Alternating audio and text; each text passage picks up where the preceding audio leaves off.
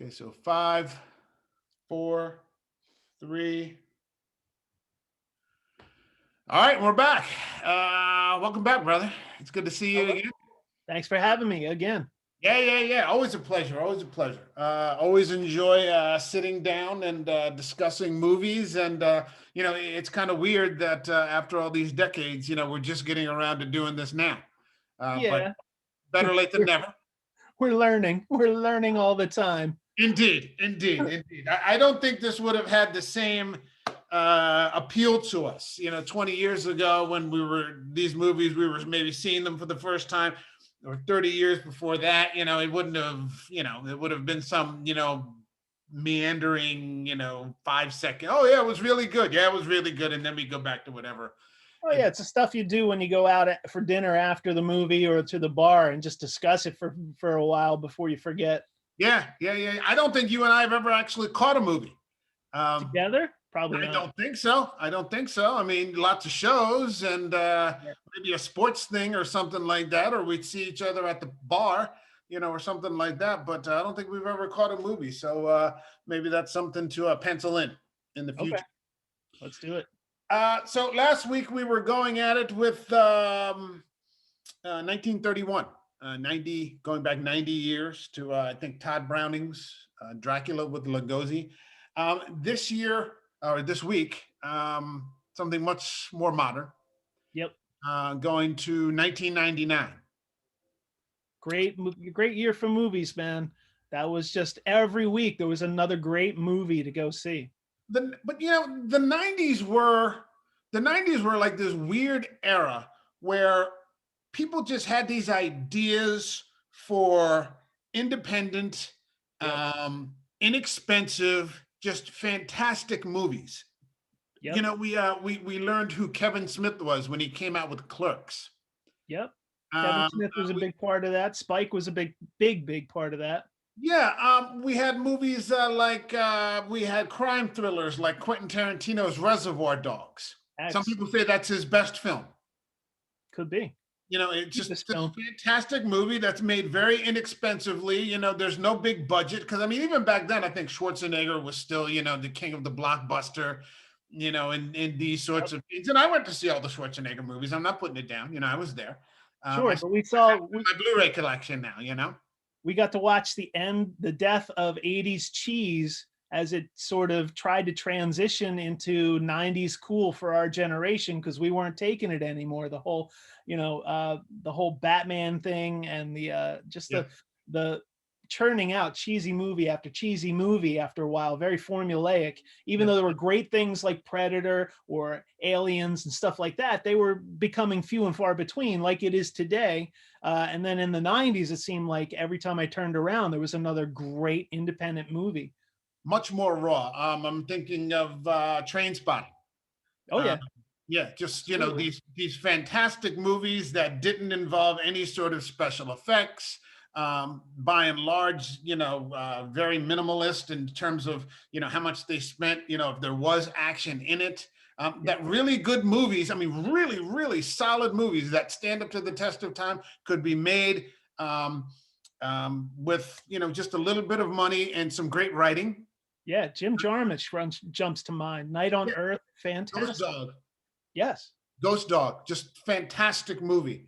And so, keeping that in mind, we're talking today about 1999's The Blair Witch Project. Heck yeah. The movie that wrote the book on found footage that just got played out in the 2000s, but this Yeah, one was the best. it was the first, and I should say, and I don't know what your experience was with this movie. They actually brought this to major network television with these documentary type hour long specials on the major networks like Yep. NBC or maybe it was Sci Fi. I don't remember. But they were advertising this movie as an actual documentary. Right. I remember that hype coming out of I think it was either Telluride or one of the American movie festivals where people were buzzing about, oh, there's this documentary. These guys disappeared in the woods, and you really bought into, oh, this is real. Yeah. I personally, went to see it. It came out, as all movies do in the United States, by and large, on a Friday night. Mhm. I went to see it on a Saturday afternoon, still believing that it was a documentary. Oh man. Because this was before the age of the iPhone. You couldn't do something like that today. Someone would blab. It would be on some sort of website somewhere, and it buried under 1,000 Google searches, or probably, right away you would find out that this was not. Yeah. But this was before the age of the internet. The internet was just a beginning kind of thing where a couple of people had email. Yeah, it was before all the insiders could blow everything Yeah, in order to monetize their blog, because there was no Harry Knowles back then. no, There was. We didn't know about it. no, certainly not. I walked in there along with everybody else in the theater. This was at the old Frank Theater Hmm. in Pleasantville, and went to go see the Blair Witch Project. And you could have heard, I mean, it was packed. You could have heard a pin drop Yes. in that theater. Yeah. I remember once at some point, about 20 minutes into the movie, someone showed up late. And for some reason, I mean, if you're in a theater, I mean, you could see, depending on what the scene is, it could be quite dark. Sometimes when you see a movie and you come in late, it's bright and, there's all kinds of flashy things happening, and you could find a seat. This was not the case. And so Hmm. this person that decided to come in late asked for assistance from an usher. I had never seen this happen before. And the usher comes in and turns on the flashlight. Oh, And the whole theater just turned on this guy and shut that damn light out. Shut it being Pleasantville, and the usher, probably being a local, just turned and looked at everybody and said, "Shut up!" It just so, I can imagine, it man. was just completely uncowed by this outrage. He just didn't give a shit. He's just trying to make it through the day. Help this lady find her seat so we can get the hell out of there and collect some more tickets or sweep the floor or some shit like that. But there was genuine, annoyance or anger at this guy who was interrupting this movie, which, I mean, sort of instantly, from like the minute you start watching it, grabs you. Yep. And it doesn't let go. I mean, it's kind of a humorless movie. Yeah, no kidding. There is Um, no comic relief. There is just this unbridled enthusiasm of college students, which I watched it again, and I'm feeling nostalgic for that. Everything will be cool. Just grab some stuff and we'll head into the woods. It'll be Road great. trip. Yeah. Yeah, it was super to watch that again and just get that feeling again.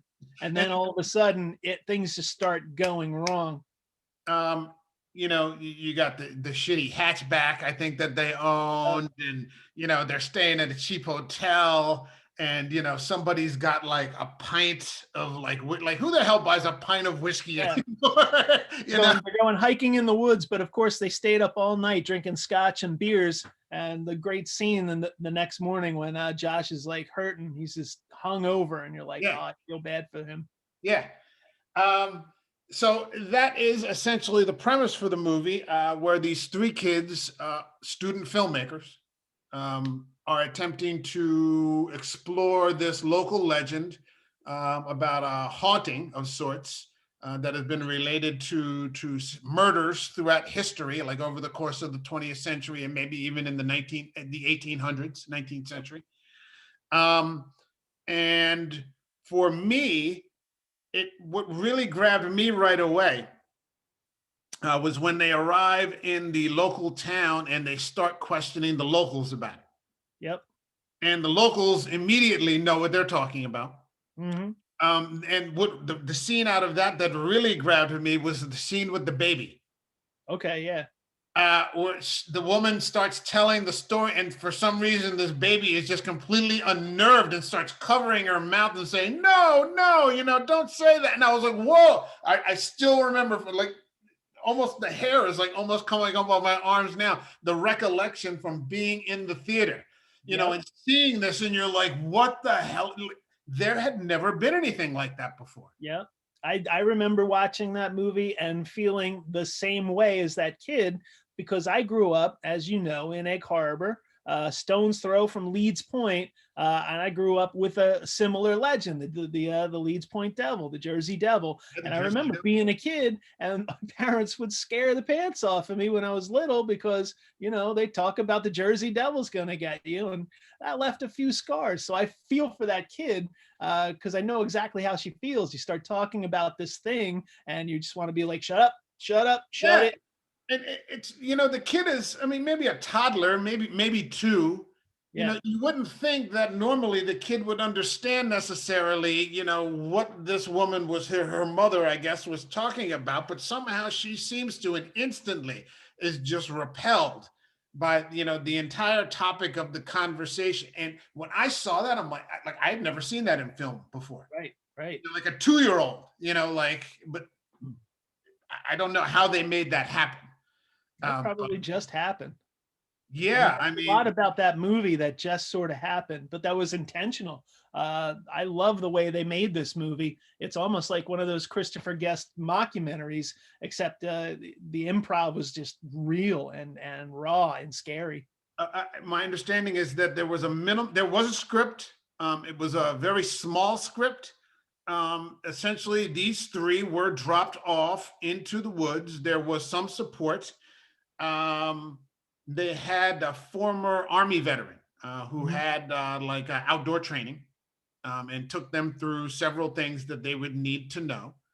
But essentially, they were out there filming this movie in such a way that it was just the three of them. A lot of the script, a lot of the dialogue is improvised, Yep. as things occur. Um, they drop the recordings off in a basket at night, and the next day the basket is refilled with a day's worth of food and water and new tape to record.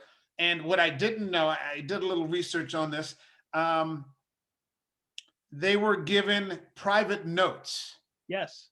So that each actor didn't know what the other's motivation was, Yeah, and it only revealed itself while they were improvising. yeah. Uh, and if that's the case, these three are some of the best improvising actors out there. I mean, it's amazing. They're just the way that they took the characters and developed them, and it didn't seem forced at all. It really did come together.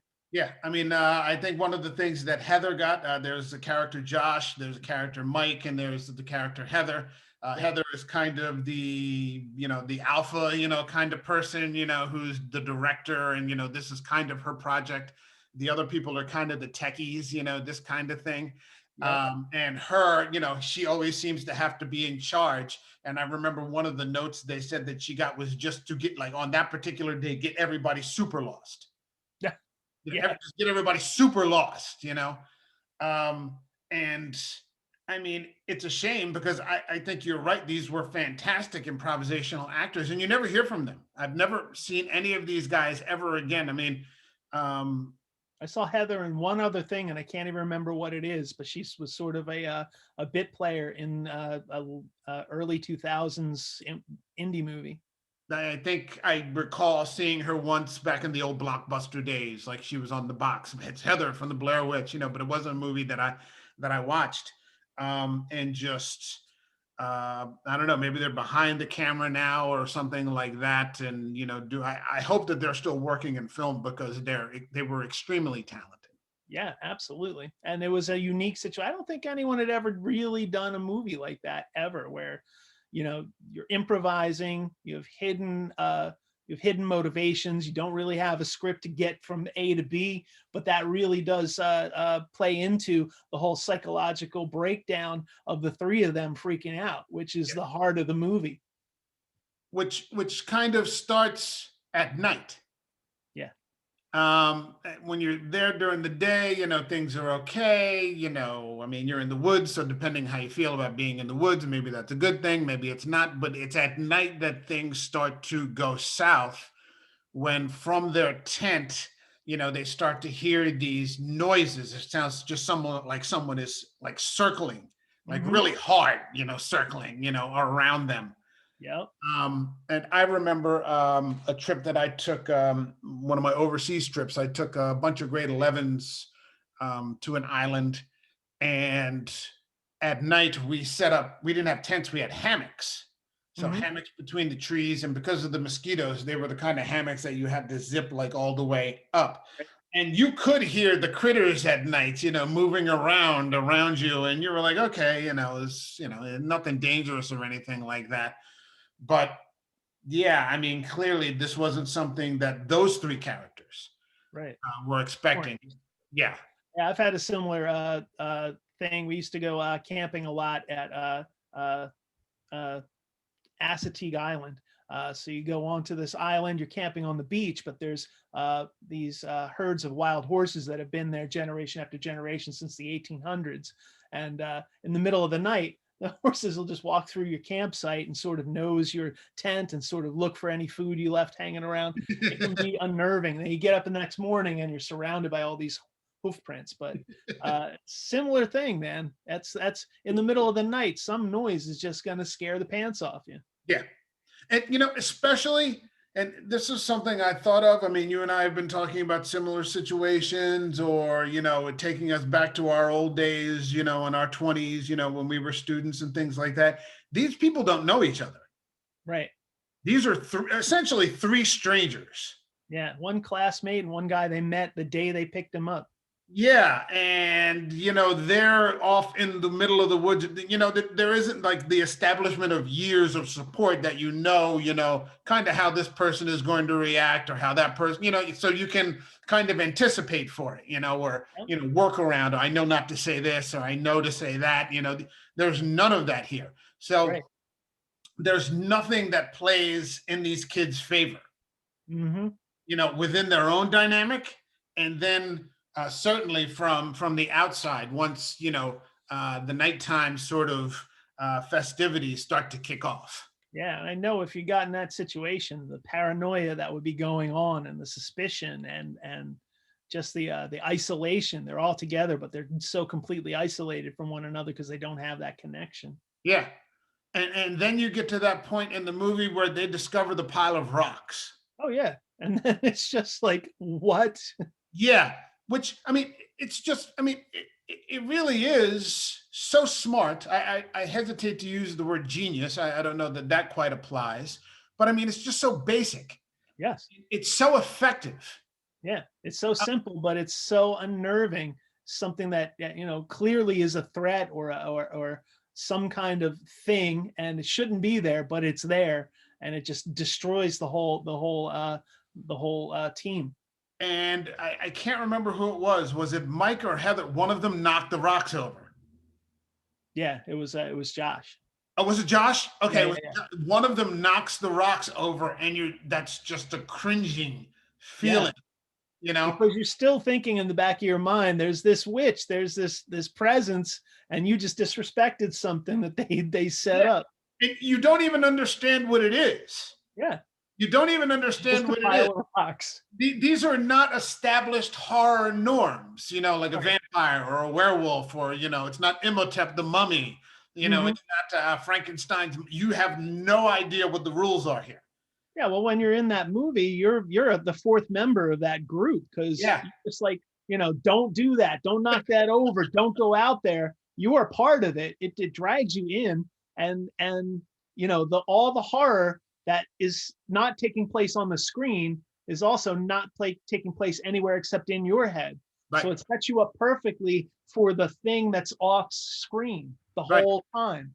And one of the things that I thought of, which was kind of childlike, was how the very premise of what they're attempting to uncover, or gain information about, is what scares them the most. Like, Hmm. they've essentially managed to scare themselves. Like, if Yeah. this was just a simple camping trip and you heard things going around at night, you would be like, okay, there's some deer out there, or because I think they're in like Maryland. Yep. Yeah, they're in Maryland, so they're not, like in some, whatever. I mean, you They're not understand. off in Wyoming. They could walk for an hour and find a road, supposedly. Yeah, yeah, but they have now completely scared themselves with these stories Yep. that they get in Burkittsville. Those two men that are fishing, Yep. telling the story, that one crazy lady that's living in the trailer. And the stories they're telling themselves, like the story about, she goes into detail about the murders on the rock, that sort of human centipede thing with the guts torn out and people tied hand and foot and carvings on their face. That was scary. And all she was doing was reading a book. Yeah. That scared the pants off of me. You're like, oh, the stakes are high now. Yeah, yeah. There's something, possibly unholy or whatever, going on in these woods, and they've walked like right into it. Yep.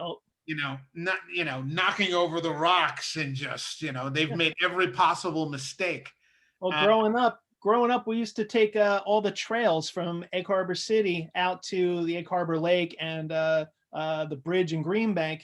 And the thing that you would always say is, don't go alone, don't go alone.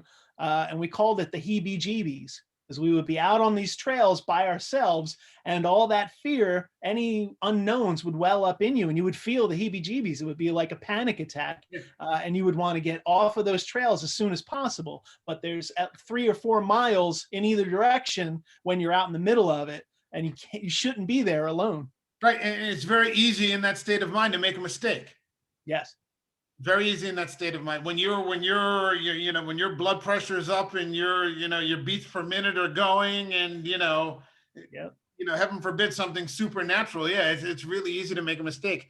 Yeah, so you're on that edge thing, and then all of a sudden you're fighting the whole time to keep it from overwhelming you. And these guys definitely had a little nudge in the heebie-jeebies overwhelming them when they see the pile of rocks. Yeah, and then it comes out to the next day. There's rain, just demoralizing them. Mm-hmm. And this is where you start to realize that Heather can't admit to them that they're lost. Oh yeah. It's that's kind of an anti-feminist statement, but yeah. And then she admits it. She admits it later. It's such a 90s movie. God. They've given her the compass. They've given her the map. Now we're not saying it's Heather's fault because it's a horror movie, so I mean, and at some point you start to see, like later in the movie, that they somehow, it's almost like they're walking in circles. Yep. Like they're going south, but they end up in the same place. Yep. Well, you're sitting there going, there's techniques you could use to get out of there, but you're not using them. You're just going in circles. I mean, just follow the sun out or something like that, just keep following the creek until you get to a bridge. It's that simple. Follow the waterway that has to lead to something. Yes. That has to lead to something, but she will not admit. And you can see like the resentments are starting to build up because, Mike's getting aggravated. I think Josh has to be to work the next day or something like that. You got to return the equipment. They're not supposed to have the camera, all those things. So these are completely college level problems. Yes. They really have, gotten inside, what it would be like to be a 20-something, doing this kind of thing. Oh yeah, it's so perfect from the minute they start and they're talking about going to right up until the end. It's just they nailed what that experience is. Yeah, yeah, and I'm not saying this, but I mean maybe none of them, maybe Josh. I'm thinking none of them would have admitted that. I don't think Mike would have admitted that they were lost if he was encouraged. I get that impression because Mike is kind of the antagonist. Yeah. And he does, kick the map into the river, which, causes Heather to be able to blame him instead of herself. And she freaks out, the whole thing. Yeah. And then, the guy holding it together, Josh, is like the mellow hippie in the center, trying to keep those two from going at it. And then he's disappears and we hear him yelling out in the woods. And that just seals the deal. And the two antagonists have to work together. Yeah. Yeah, and I think I saw that one of the original ideas was that Mike was going to disappear. Mm. But the way that the improv was going, it became this headbutting contest between Mike and Heather. Yeah. And so they're like, well, wait a minute, let's force these two, like you just said, to have to figure it out as best they can. So they take Josh, the peacemaker, out of the situation. He reminded me of Whitey. Yeah, in a way. He did, he's just kind of, hey man, come on, let's just, and he's got the ponytail and I'm like, okay. I don't think he ever went camping, but he reminded me. Now you got Mike and Heather, and they don't deal with the situation because once Josh is gone, it's like a really fast descent into we don't know what we're doing. We're running around in circles, and next thing you know, they find all those things hanging in the woods, and then they find the house. Yeah, yeah. It's there's not a lot of common sense. Right. Once they start to find the voodoo shit, the panic starts to take hold, Mm-hmm. and everybody just starts reacting. There's no plan. I don't know if you would have. Yeah, there were back then. Nobody had a phone. They didn't have phones now. Yeah, we had never. There were phones. There were those old brick phones back then. Okay. Yeah, Nobody had. 94. I don't think I knew anyone who would have a phone in their pocket. Most people didn't even have laptops at that point. Okay, I had a phone in the late '90s. I had one of those old Nokias. All right. But remember, it's supposed to take place in 1994. That's true. In which case, nobody would have had if there was no such thing. Right, right. You probably had to work for the government or something like that to have a phone. The scene where they're in the tent and they hear the kids giggling. Oh yeah, it's scary. So effective. Yeah. Effective. And coming back to what we were saying before about something just so simple. Yep. Absolutely nothing involved with, way before the days of CGI. There's no Rick Baker here. There's nothing. Yep. And that leads right to the house, because the most effective thing, the scariest thing of that whole setup, at least set-wise, was as they're walking through the house, they go up the stairs, and there's all those kid handprints all over the walls, which, is obvious plant there. But I saw that, and I was just like, ooh, because you remember the kids laughing and the story about the kids in the basement, and you're just like, wow. It all loops back to the beginning. All loops back to the beginning. One scene right before they go into the woods, which is funny, is Heather showing off the books. And I just started giggling today because it was a funny scene that I never picked up on until today. She points out one of the books is like How Not to Die in the Woods. Oh, really? I didn't see that. Oh my God, foreshadowing. She didn't read that. She didn't read that book. You don't read that during the trip. You read it before the trip. Oh God. Yep. So then, the panic, they're getting more and more lost. And then, there's the foreshadowing of, Josh and, his shit gets slimed. Mm-hmm.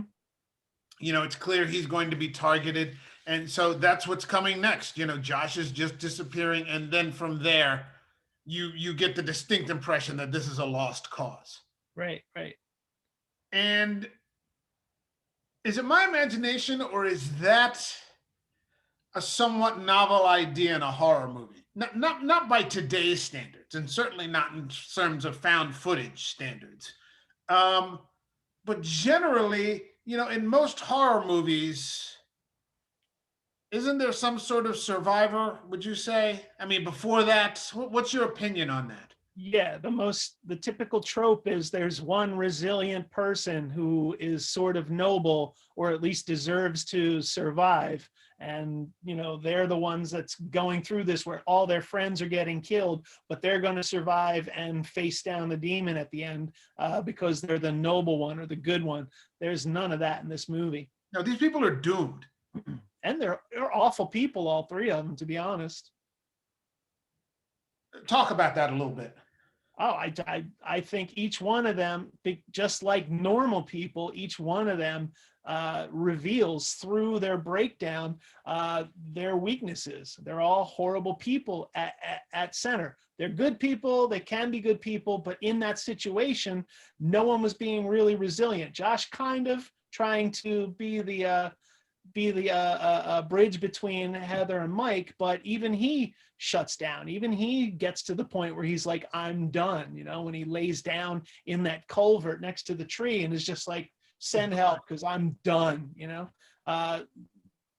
there is no there is no hero. There is no noble person in this. You know, it's they all have their bad points, and it all comes to the surface because of the stress and the heebie-jeebies. Yeah. Yeah. They all fold. Mm-hmm. They all fold. And they I all don't know that figured that out. makes them. I don't know what's a realistic expectation under those conditions. I don't Mhm. know. You know, it's not a military kind of movie. You know, with these sorts of things. Where these are just spoiled kids. Yeah. So yeah, I mean, they're all going to fold like a lawn chair. They're Yeah. all So it's that bleak sort of there is no happy ending. no. You know, they're going to meet their doom at the end. And if you didn't realize it as you were going through it, it can be a real downer when you get there. Yeah. There aren't many movies that'll end on a down note, and that was one of them that was brave enough to do that. And here's another thing. There's no music. Oh, true. There's no music whatsoever. There's no soundtrack. There's no, there's no jump scares. Yep. When you go about 10 years later and you start to get into the paranormal activity thing, that is just replete with jump scares. Mm-hmm. This is not that. Right. This is one of those movies, like it never lets up. They occasionally you get a movie like that where just the vibe and the feeling is like, oh my God, this is just unrelenting.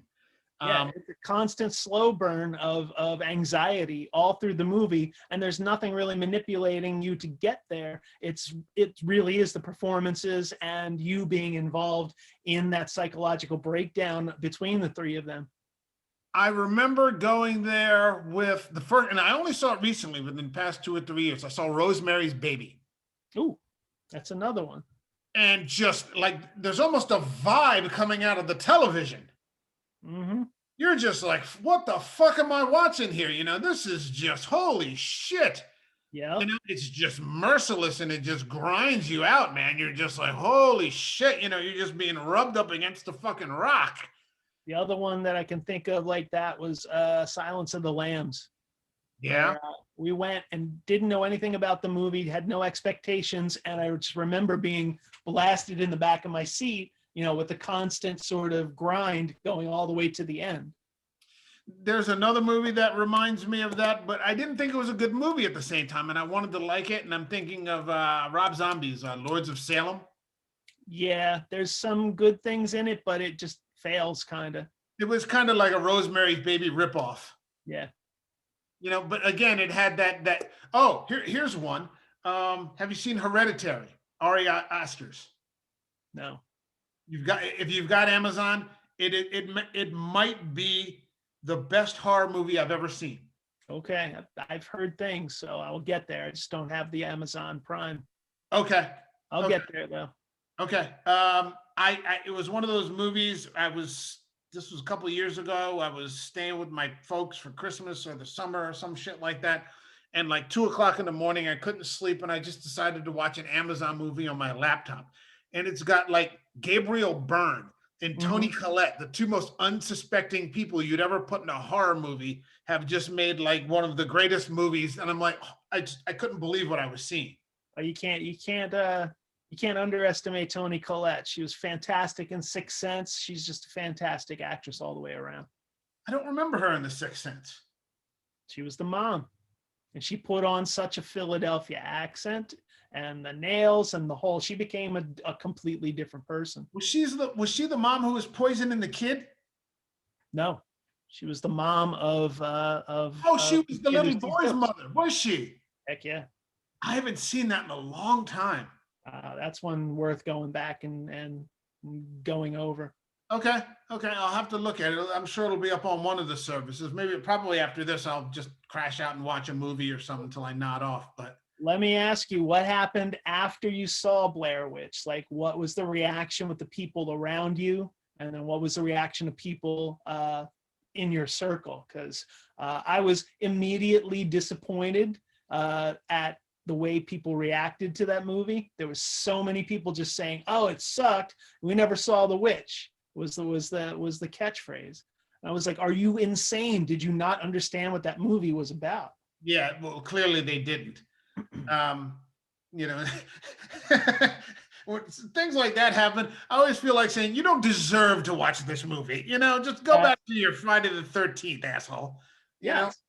Now there was Ben Stiller did a show, and they did a mock about this. They were mockumentary showing the making of Blair Witch 2, and I forget who it was. Janine Garofalo was talking to the camera as the director or the producer, and behind her there was a rehearsal going on with this giant Halloween witch fighting Godzilla. I was just like, yeah, exactly. That's what people wanted, was that kind of action movie they couldn't get with the psychological thriller. Fucking plebs. Yep. But my friend Mary Lee, who saw it with us in the theater, she was leaving for a camping trip the next day. Oh shit! No. And God, that is exactly what happened, and she said she was freaked out during the whole trip. I remember. All right. Well, I went to go see it. It was a matinee, and when it ended, no one spoke. No one moved. Eventually we left. I was with this girl, Charlene. And then afterwards, we went to go get some pizza. And the guy I knew that was working the counter at the pizza, we told him what we had just done. And he looked at me, and the first thing out of his mouth was, it's not real, right? And so, after I fought down the momentary urge to punch him in the nose, I then found out that it was just a movie. Right. I couldn't stop talking it up. Yeah. I couldn't stop talking it up. It was a great movie. Yeah, and I tried to get other people to watch it. I know a couple of people who said that it made them feel sick, like nauseous, like the camera angles and the constant jerkiness and that sort of thing. And they're like, it was hard to watch. I can understand that to a point, but then again, come on, it's not that bad. It can't be that bad. Yeah, these are people that watch, and I like that movie too, but they're into Armageddon. Yeah, and exactly. Jean-Claude Van Damme, and I like Van Damme too. Don't misunderstand me. I just laughed at the last 4 minutes of Kickboxer. Somebody sent it to me on YouTube the other day, so I got a good chuckle out of that. And I think they've turned off the comments on that video. Actually, just a brief aside, because they call Van Damme in that movie Nuxu Cow, which is the White Warrior. Which I'm sure he's the White Warrior beating everybody. I'm sure that's not, you couldn't make a Van Damme movie nowadays. That's not bad. A lot of movies these days, Mike. What's this? You couldn't make a lot of movies nowadays. Even the most innocuous movies, you could never get away with it. No. The problem is no one's trying to get away with it. That's the thing, is that 70s and 80s movies, 70s and early 80s movies were always trying to get away with stuff because they were sort of butting up against, what was acceptable. Whereas today, there's no boundaries, so no one really tries. No one has any real motivation to sort of get over. That's true, but something, and I think more people should be doing exactly what you're talking about right now. I don't think back in the 70s, people were trying to find your home address to threaten your children in school. That's true. That is true. This has gone to, we're getting off track here, but this is going into a dangerous place now. Right. Well, maybe people threaten John Waters, but other than that. Yeah. And I'm sure he was probably scarier than any of them, but. Yeah. Divine on you. Yeah, exactly. Jesus, that would be frightening. I think we know somebody that still follows Divine or something like that. Our friend in Nebraska. I have no doubt. But we didn't have another movie like this for a long time, and I'll be honest, I love these found footage movies. Some people can't stand them. At first I liked them, and then it was like every other movie seemed to be found footage. They were killing the golden goose, just cashing in. They're cashing in. Yeah, I love the first Paranormal Activity. It was scary as hell. Yeah. And I kind of like that Apollo, whatever it is, Apollo 18. Apollo 18. Footage. Yeah. Yeah. The found footage, moon landing movie was good. Yeah. If you get a chance, check out The Last Exorcism. Oh, okay. Sure, sure. That is a really quality found footage flick. Okay. And what I like about these movies is the economy. I mean, the Blair Witch Project is less than 90 minutes. Yes. It's like 75, 80 minutes. It's not pretentious at all. And most of those found footage movies fall into the same sort of time frame. Well, good horror movies are tight, man. 80, 90 minutes maximum. It's the Titanics and the blockbusters that have decided everything has to be 3.5 hours of stuff that could be 2 hours.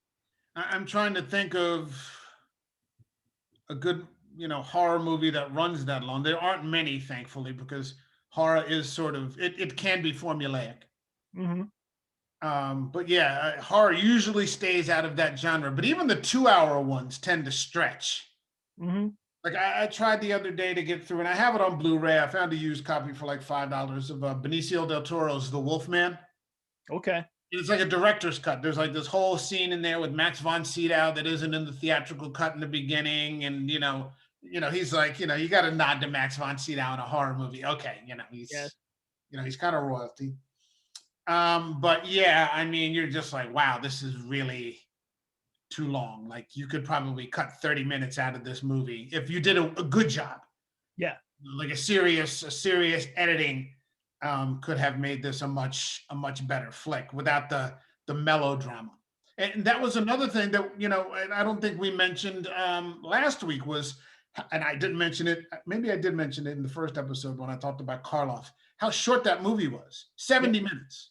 Yes. 70 minutes, and boom, boom, Effective as boom, hell. and the end. Yes. And maybe that's not such a bad thing. Yeah, the economy. Plus, most of those horror movies, when you get to the 50s and early 60s, they're meant for younger audiences who don't have that kind of attention span. Yeah, these, especially when you start to get to the Hammer series, you're talking about drive-in movies. Yeah, exactly. My father said that they went to go see that. I think he was married by the time that movie came out, and he took my mom and his sister to see that at the drive-in, because that was where we went to see movies until I think 1981. The first movie I ever saw in an indoor theater was The Empire Strikes Back. So everything before Empire, drive-in. Yeah. And he said he literally had to, like, it worked. I mean, that economy, that was a scary movie. And, Christopher Lee's Horror of Dracula. He had to like walk into his sister's house to like convince her that there was no, like vampire in the house. She was, she was a grown woman at that age. Didn't make a difference. Got to go in the house, check it out, and it's safe. Go away. We want to go to bed now, that kind of thing. All right, man, let's put it to bed. What can you say? What's the last thing you can say about this movie? First of its kind, maybe the best of its kind. Haven't seen anything. I've seen some good found footage movies. Again, if you're in the beginning of our episode hearing some of these other titles for the first time, please check them out. Reservoir Dogs, Clerks, Train Spotting. Anything you want to drop down there? Recommends? Oh God. As far as indie movies or horror movies, like Stir of Echoes is popping into my head a lot, because that's another one that I saw at the same time frame that I really, really loved. Yeah. And another one called The Boogeyman. Raimi's Blumhouse was just firing on all cylinders right around 1999, and those two jump out as great movies to see from that era. So if you get a chance, check out some of these movies. If you haven't seen the Blair Witch Project, sit down, put your phone away.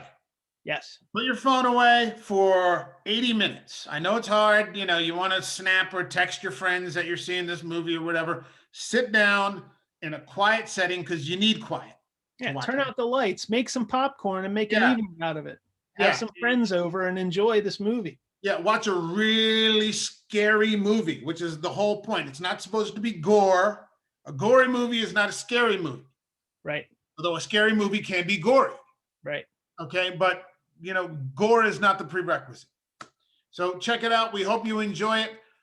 Thanks again to my buddy Bill Bangle, working over there at Gobstopper with his radio show. Right. Got a radio show on WMCX 88.9 FM if you're at the Jersey Shore up in Monmouth County. But you can hear it at WMCX.com or on tuneinradio.com. It's on Tuesday nights from 4 to 6. Check it out. And you can look me up on Instagram at Gobstopper67. Hey man, it's great to have you back again. Let's do it again down the road. Thank you, buddy. Enjoy. Well, let me do another great movie like that one, and I'll be back. You know, maybe we come back to what we were talking. Maybe we'll find a movie to bag. Okay. That's always fun. I think we're pretty good at bagging stuff. I'm there. Yeah. All right, brother. You take care of yourself. Take it easy. Later.